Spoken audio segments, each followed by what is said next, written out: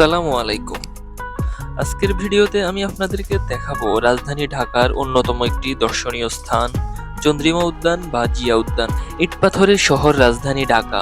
যানবাহনের কালো ধোঁয়া, বায়ু দূষণ, শব্দ দূষণ, নর্দমার দুর্গন্ধ নগর জীবনকে এক প্রকার বিষিয়ে তুলছে। সেই সাথে কলকারখানার উত্তপ্ততা যেন রোদের প্রখরতা আরো বাড়িয়ে দিচ্ছে। কর্মব্যস্ততা দিন শেষে, তাই হাঁপিয়ে উঠছে রাজধানীবাসী। কোথাও গিয়ে একটু প্রশান্তির পরশ পেতে ছোটাছুটির অন্ত নেই। সর্বত্র কোলাহল, হই হুল্লোড়, মানুষের ঠাসাঠাসিতে ফুটপাতও যেন মিছিলের সারিতে রূপ নিয়েছে। তাই তো রাজধানীবাসী একান্ত সময় কাটাতে যেন উদ্গ্রীব হয়ে থাকে। কর্মব্যস্ততা শেষে একটু ফুরসাত পেলেই রাজধানীর উদ্যানগুলোতে ছুটে যায় প্রাণ ভরে নিঃশ্বাস নেওয়ার জন্য। তেমনই একটি মনোমুগ্ধকর উদ্যান হলো জিয়া উদ্যান বা চন্দ্রিমা উদ্যান। রাজধানীর বিভিন্ন অঞ্চল ও রাজধানীর বাইরে থেকে অনেকেই পরিবার পরিজন নিয়ে ঘুরতে আসে এই উদ্যানে। প্রথম দিকে এই উদ্যানের নামকরণ করা হয়েছিল চন্দ্রিমা উদ্যান। এই নামকরণ প্রেক্ষাপট নিয়ে কিছু মতামত পাওয়া যায়। কারো কারো মতে এখানে চন্দ্রিমা নামে একজনের বাড়ি ছিল, সেখান থেকেই এই নামের উৎপত্তি। আবার কারো মতে দক্ষিণ পাশে অর্ধচন্দ্রাকৃতি ক্রিসেন্ট লেকের সাথে মিল রেখে রাষ্ট্রপতি এরশাদ এর নাম চন্দ্রিমা উদ্যান রেখেছিলেন। দীর্ঘদিন একে গবাদি পশুর খামার, খাস জমি, চাষাবাদের জমি হিসেবে ব্যবহার করা হয়েছে। 1981 সালে এই স্থানে মরহুম রাষ্ট্রপতি জিয়াউর রহমানকে সমাধিস্থ করা হয় এবং এটিকে পরিষ্কার করে দর্শনার্থীদের জন্য মনোরম স্থান হিসেবে গড়ে তোলা হয়।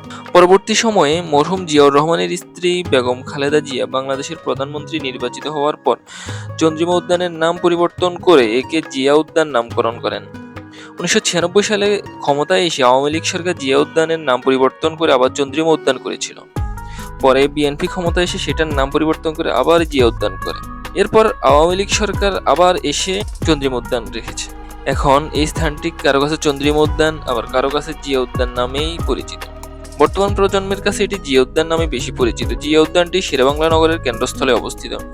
জিয়া উদ্যানের দক্ষিণ পাশে জাতীয় সংসদ, উত্তরে বঙ্গবন্ধু আন্তর্জাতিক সম্মেলন কেন্দ্র ও বাণিজ্য মেলার মাঠ, পশ্চিমে গণভবন এবং পূর্বে তেজগাঁও পুরাতন বিমানবন্দর অবস্থিত।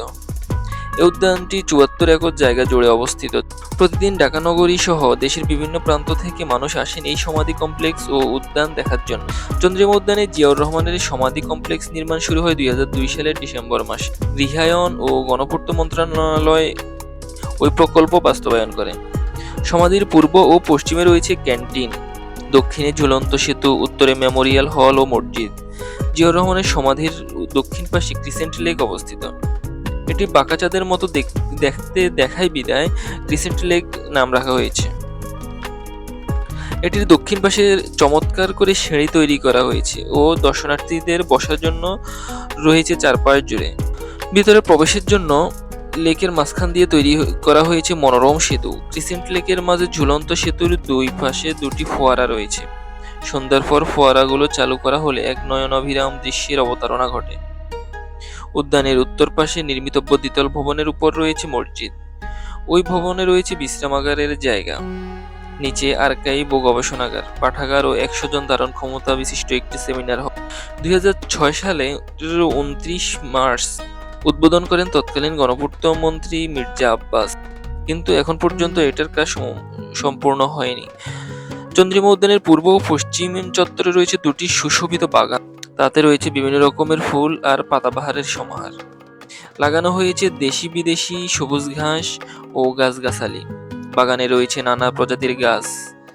এর মাঝে উল্লেখযোগ্য গাছগুলো হচ্ছে পাম গাছ, ঝাউ গাছ, আকাশিয়া গাছ, আম গাছ, কাঁঠাল গাছ, বকুল গাছ, ক্যাকটাস, জারুল, খরখরিয়া, সাইকাস পাম, অ্যারাবিয়ান জেসমিন, কৃষ্ণচূড়া, আমলকি, হরিতকি, নিম, মেহগনি সহ নানা প্রকারের কড়ই।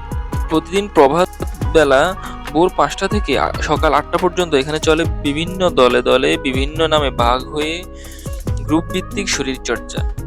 এখানে যেসব শরীরচর্চার গ্রুপগুলো আছে তার মধ্যে সবচেয়ে বড় গ্রুপ হচ্ছে প্রায় 1000 সদস্যের চন্দ্রিমা ফিটনেস ক্লাব।